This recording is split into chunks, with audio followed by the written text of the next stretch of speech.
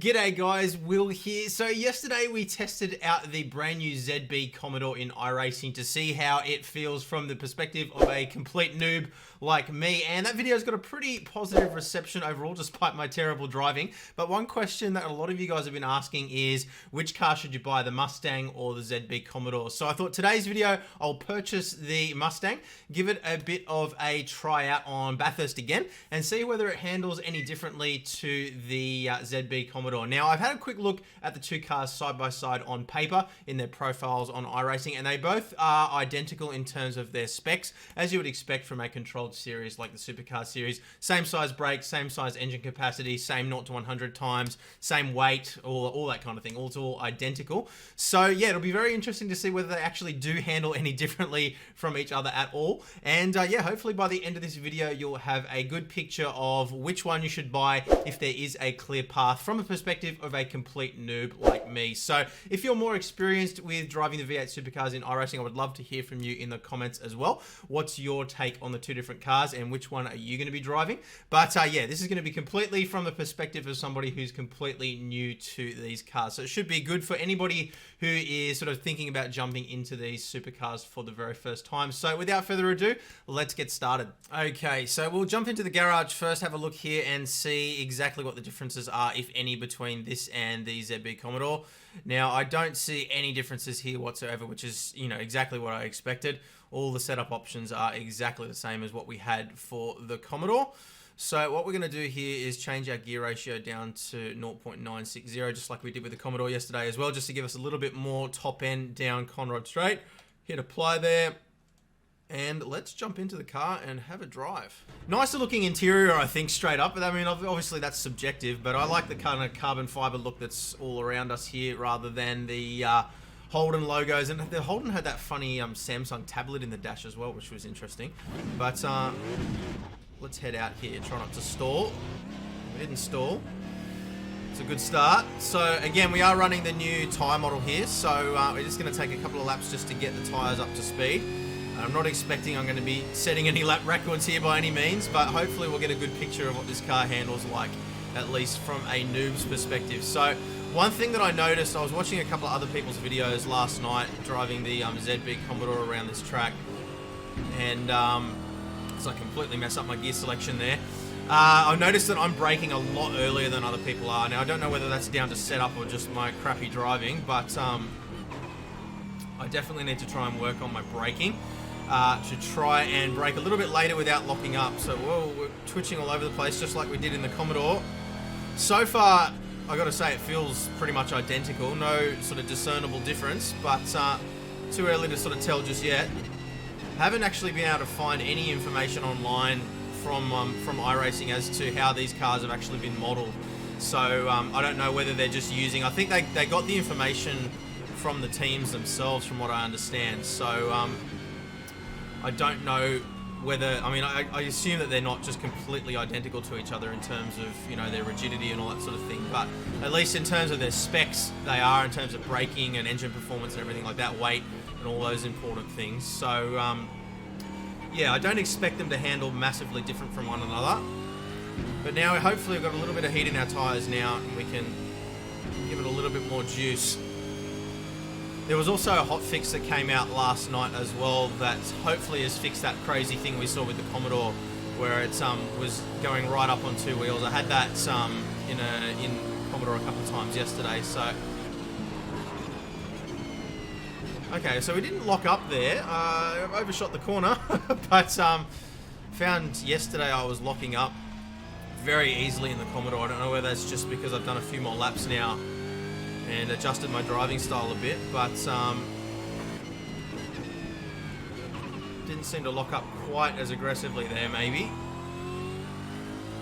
Alright. Let's see what we can do.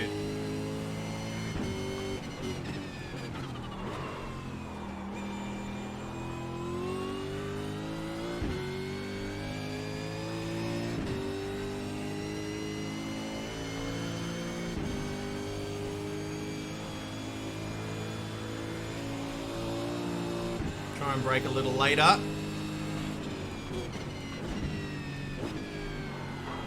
Okay, that seemed to work.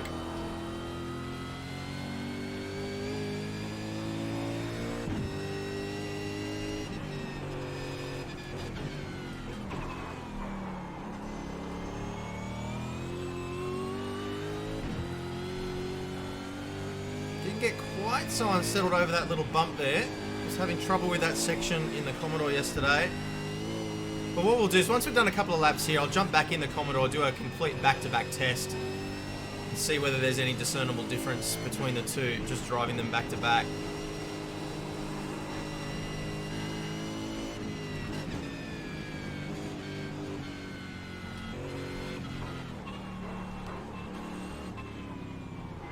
Still struggling with that corner.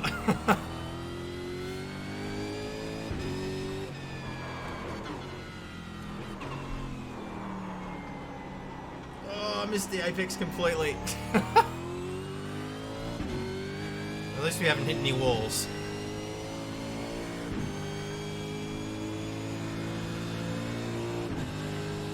Really want to try and get under 2 minutes 10 this time. I know Dave Cam was able to do a 2:06.5 in the first few laps that he was driving this car. He's obviously a lot quicker than I am, generally speaking, but I would love to try and break the 2:10 barrier at least.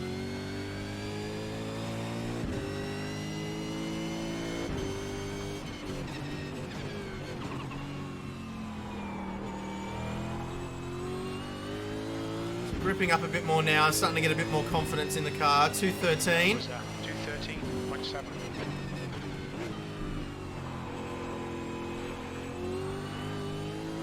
Can be a little bit more aggressive with those ripple strips now as well, because I'm not so worried about the car flinging up on its side. I'm pretty sure they have fixed that. We'll test that out.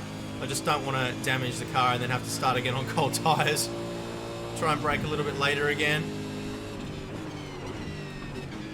Okay, that turns in alright. Starting to learn the limits a bit more now.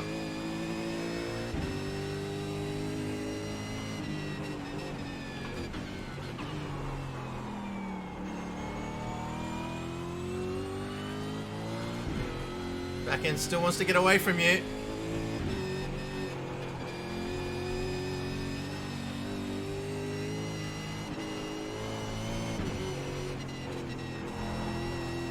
Using the weight of the car to pitch it around the turns. It's a big heavy beast.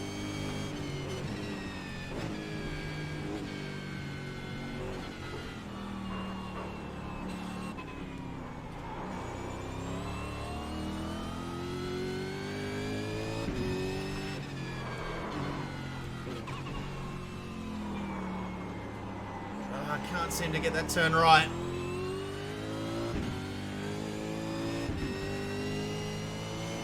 Feels a bit quicker than the last lap though.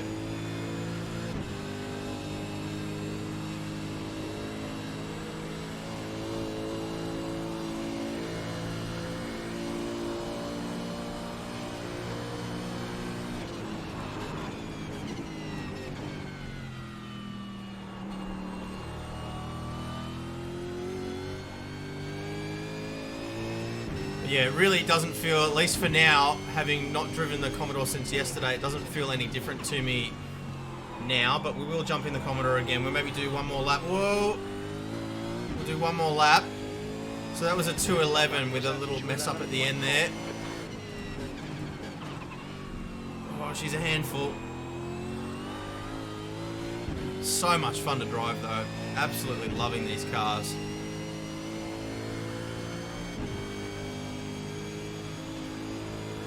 Try and brake a little later again, maybe.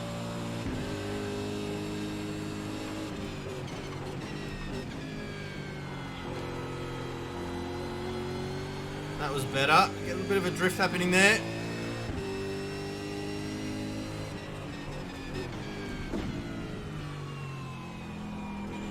Get her turned in. Careful over the bump. Bit of wheel spin.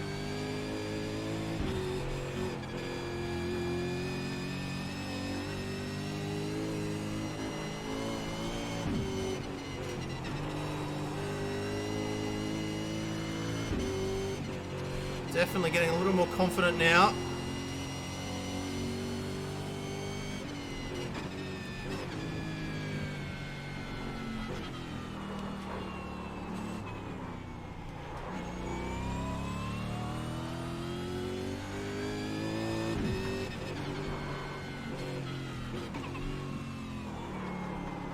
screwed it up again. Not quite so bad.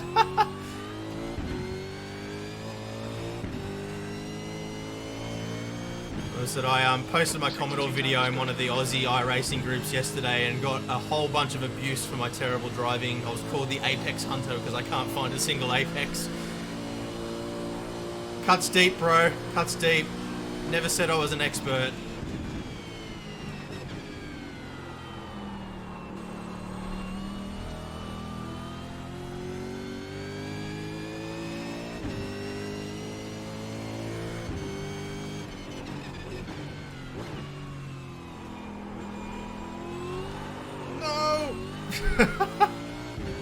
Oh, another 211. We'll do one more lap. 211.4. Try and break even later this time.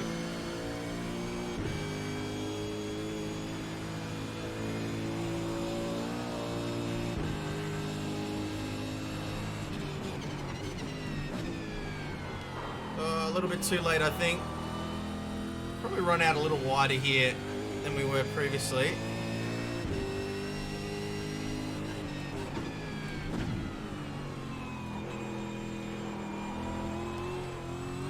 Whoa! Sector 1 is 0.4, slower than your best. Angry little beast.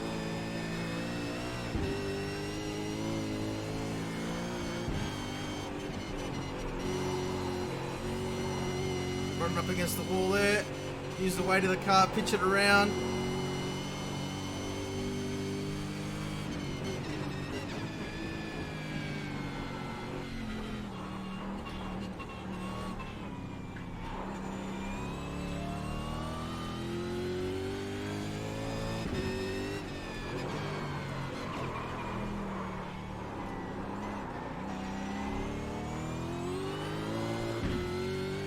Definitely driving more aggressively this lap.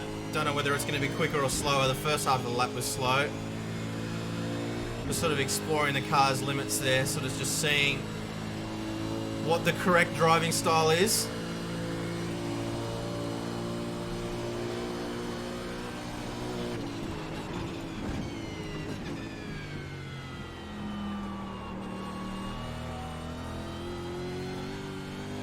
Definitely doesn't seem to be locking up as much as the Commodore did though. I don't know whether it's just my driving's improved since then. Oh no! Alright, let's jump back in the Commodore and actually we'll just do a quick ripple strip test as well. We'll just see whether it's still flipping up on its side when we bump a ripple strip.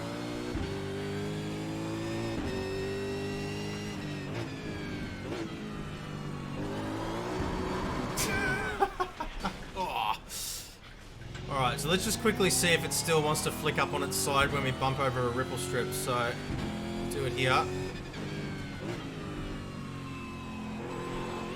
Nah, doesn't seem to want to do it. So, into the wall, but looks like they've fixed that problem with the cars rolling over, which is a good thing, because that was definitely a concern. So anyway, let's jump into the Commodore now. Okay, so we're back in the Commodore now. Just quickly check that our gear ratio adjustment has stuck from before, which it has. So setup is exactly the same as the baseline with the exception of the drop A gear ratio there. And yeah, so let's head out on the track and see how it feels completely back to back with the I was about to say Falcon there. Old habits. The Mustang. Oh, we've stalled it. No, we haven't. Okay.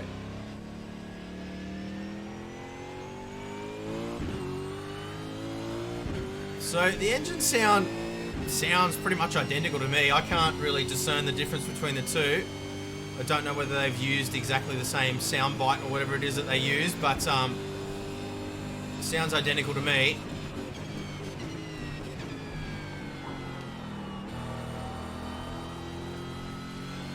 Now I'm not going to comment too much on the handling until I got the tyres warmed up here.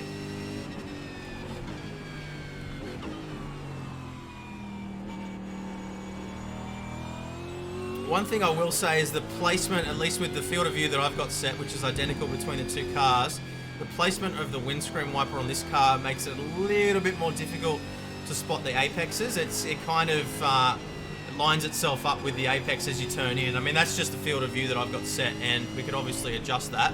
So it's certainly not a deal breaker or anything like that, but just one little thing that I have noticed.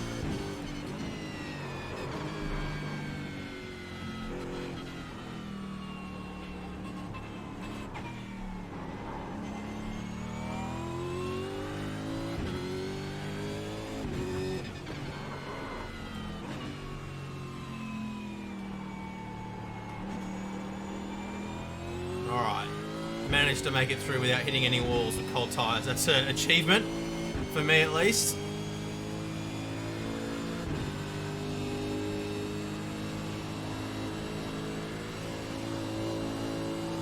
Keep on trying to shift into 7th.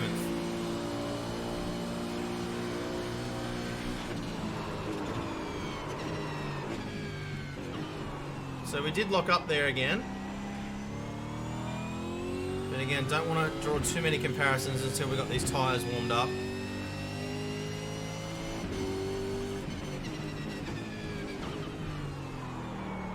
Yes! Apex Hunters.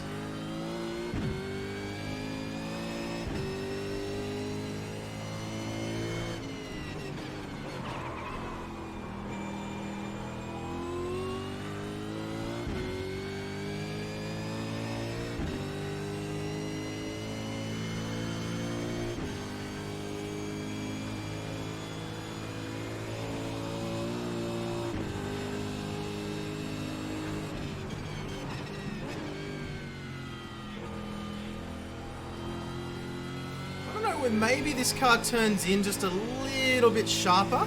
It's hard to tell. There's something different about it. I can't quite put my finger on it yet. It may just be placebo. I mean, I'm not gonna lie. I'm not gonna come out, and again, as a complete noob, I'm certainly not an authority on this, but there's certainly something that's a little bit different about it. It's slightly sharper turn in, maybe.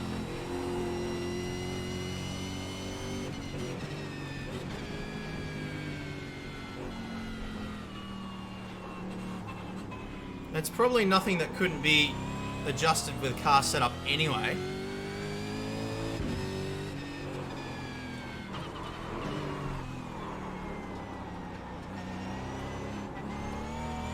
Still struggling with that turn. Alright, we've got another lap's worth of heat in the tyres now.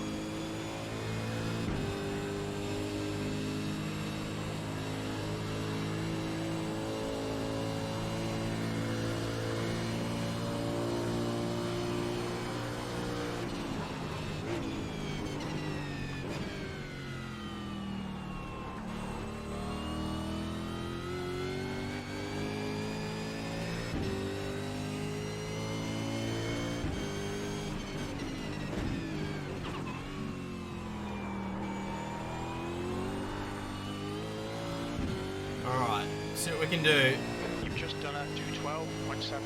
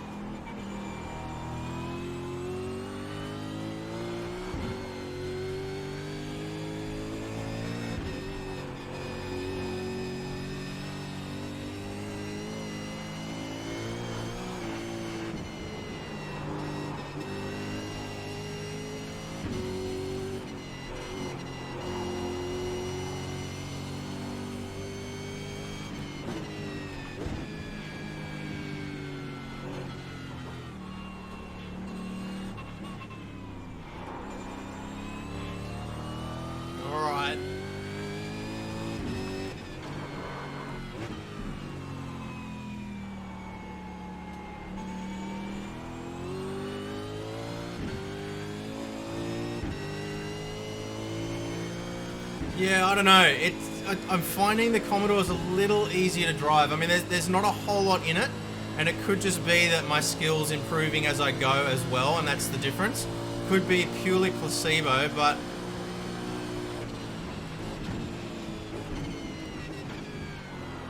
I'm not having the issue with locking up that I was having yesterday, so I think that is down to my driving rather than the cars.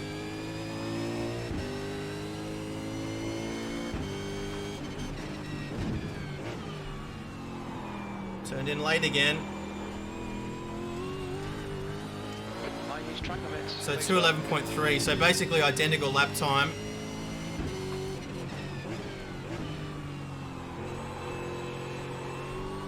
Best time in the I've nearly said Falcon again. Best time in the Mustang was 2:11.3 flat, I think it was. Can't remember now, but it was definitely in the 2:11s. So one more lap here.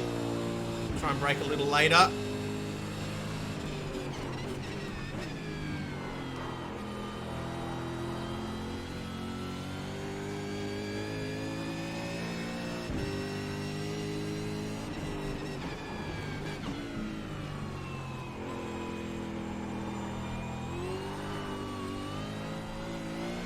Sector 1 time is good. Thank you, Jim.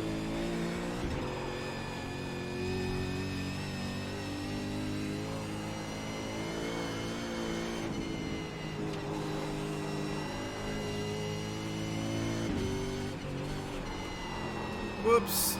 Screwed that up.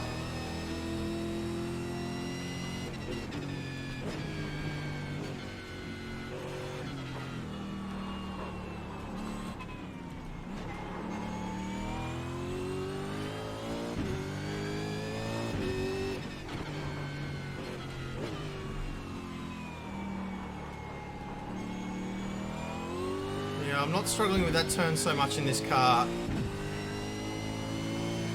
It just seems like the turn-in's a little bit sharper. Might try one more lap, I think.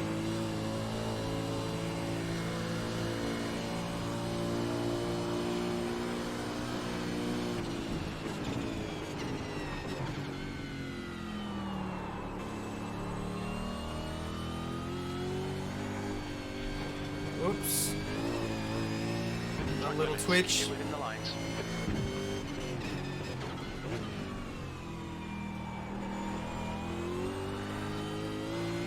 Alright, last lap.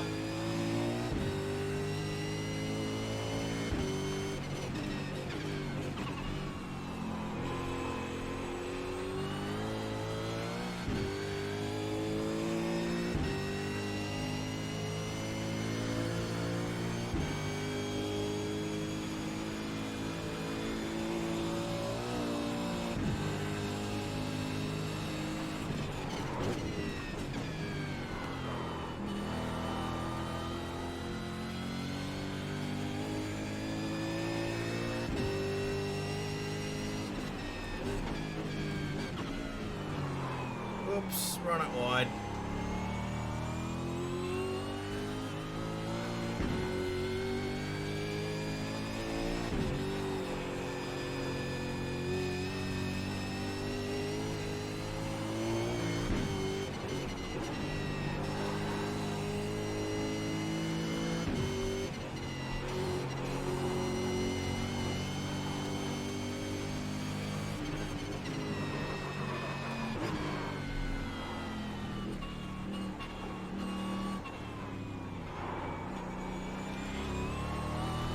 Woo.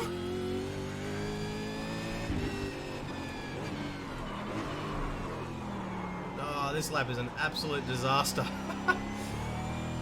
Alright, we'll try running up over the ripple strip on the last turn again, see whether we have the problem with the car flipping over like we did before. I'm assuming we won't.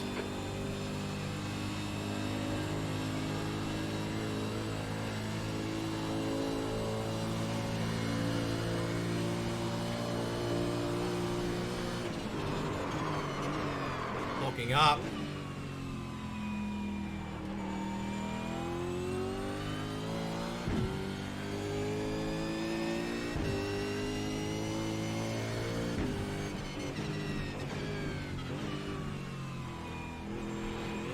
Nah, didn't do it. That's good.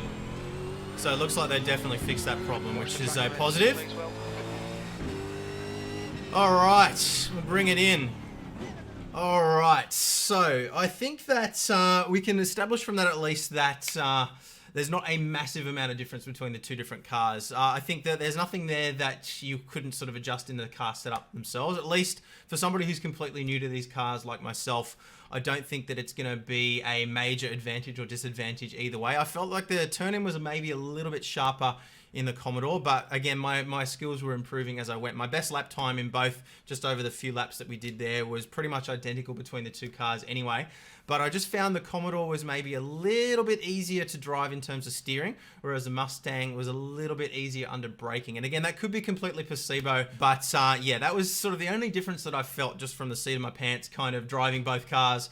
And again, I'm sure that there would be guys that have got a lot of experience, you know, driving the older V8 supercars in iRacing that'll be able to jump in straight away and tell you, you know, a lot more detail about what they're feeling. But for me, at least, as a complete noob, for the guys that are looking at getting into these supercars for the first time, I would say go with the one that you prefer the looks of. I really don't think it's going to make a massive difference either way. But yeah, hopefully you found this interesting. I apologize that it's not as conclusive as I perhaps had hoped it would be. I was kind of hoping that perhaps it would be, you know, they both handle exactly the same as each other, or this one's way easier to drive than the other, or something like that. But there really isn't a whole lot in it between the two of them. So I think you'll be happy whichever way you go. And I think the biggest takeaway here is that they're both a whole lot of fun to drive, and I'm really looking forward to checking these out in the next season of iRacing. So guys, thank you very much for watching. As always, if you do want to support the channel, there are links in the description below where you can do that. But yeah, above all, thank you very much for watching as always, and I'll see you guys again soon.